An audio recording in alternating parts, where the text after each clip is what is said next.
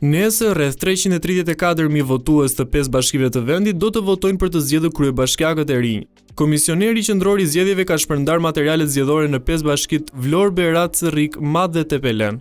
Policia e shtetit ka hartuar një plan masash për mbarvajtjen e procesit të votimit dhe numërimit të votave. Në 5 bashkit ku do të zhvillohen zgjedhjet e pjesshme, mësohet se policia e shtetit ka marrë në ruajtje 9 objekte zgjedhore ku janë vendosur KZAZ-t, si dhe 473 objekte që do të shërbejnë si qendra votimi ku qytetarët do të ushtrojnë vullnetin e tyre.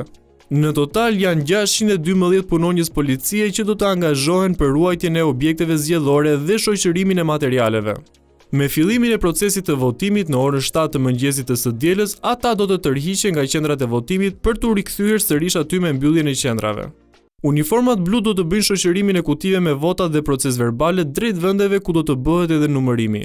Ndërkohë, policia e shtetit i ka bërë thirrje qytetarëve të denoncojnë çdo rast që synon të titërsojë votën.